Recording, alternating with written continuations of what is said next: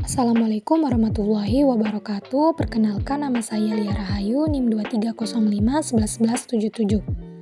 Di sini saya akan memperkenalkan mengenai jenis-jenis dan sifat-sifat sudut di SD.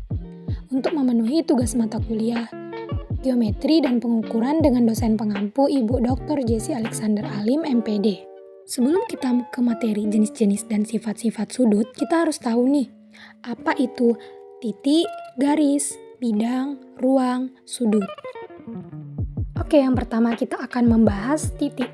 Apa itu titik? Titik merupakan konsep abstrak yang tidak berwujud atau tidak berbentuk, tidak mempunyai ukuran dan berat.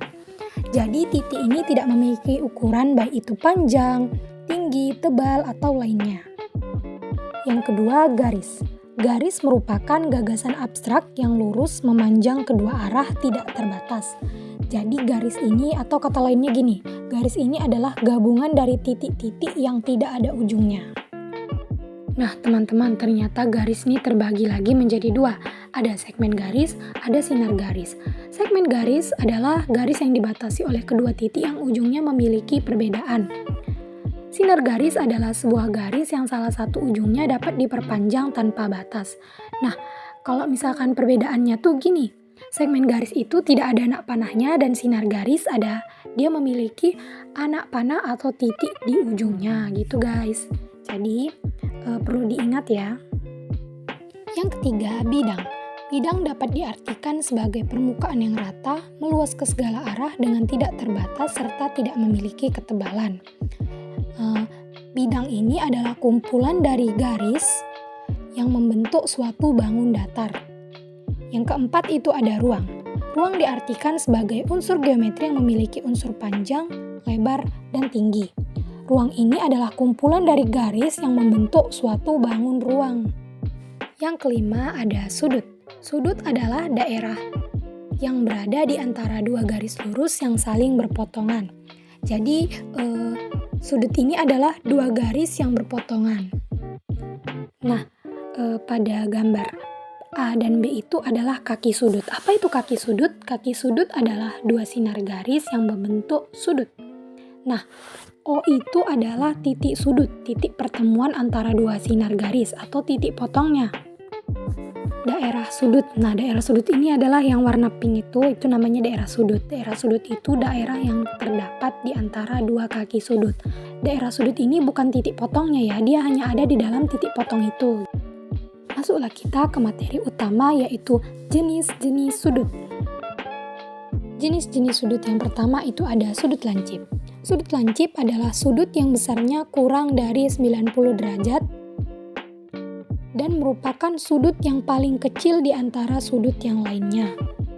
Untuk mengetahui gambar sudut lancip ini teman-teman bisa lihat tuh di gambar itu B itu yang runcing itu namanya sudut lancip. Untuk lebih mudahnya mengingat sudut lancip ini, teman-teman bisa mengingat aja yang ujungnya runcing. Apa aja yang ujungnya runcing? Contohnya itu ada kayak ujung pena, ujung pensil, ujung paku. Yang kedua, sudut siku-siku. Sudut siku-siku merupakan sudut yang besarnya tepat 90 derajat. Untuk memudahkan teman-teman mengingat sudut siku-siku ini, teman-teman bisa melihat ketika jarum jam itu menunjukkan jam 3. Contoh dari sudut siku-siku itu ada lemari, buku, meja, dan masih banyak lagi. Yang ketiga, sudut tumpul. Sudut tumpul adalah sudut yang besarnya lebih dari 90 derajat, tetapi kurang dari 180 derajat. Bentuk sudut tumpul itu teman-teman bisa lihat di dalam gambar.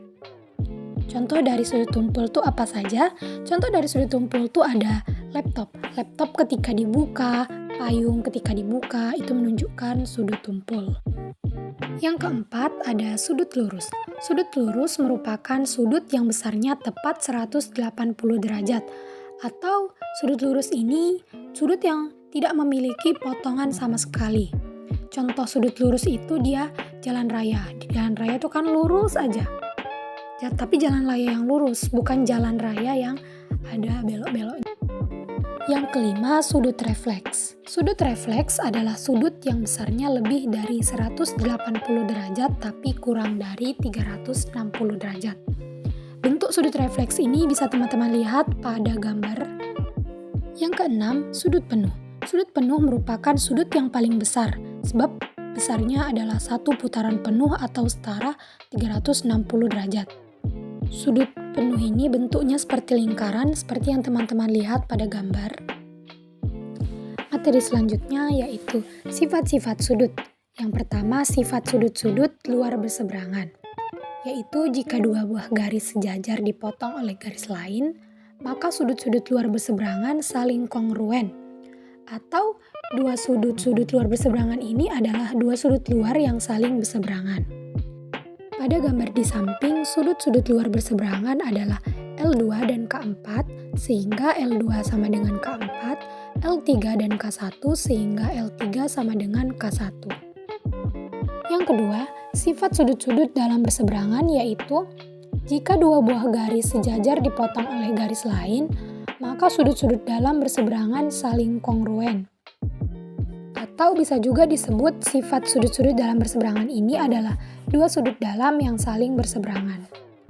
Pada gambar di samping, sudut-sudut dalam berseberangan adalah L1 dan K3 sehingga L1 sama dengan K3, L4 dan K2 sehingga L4 sama dengan K2.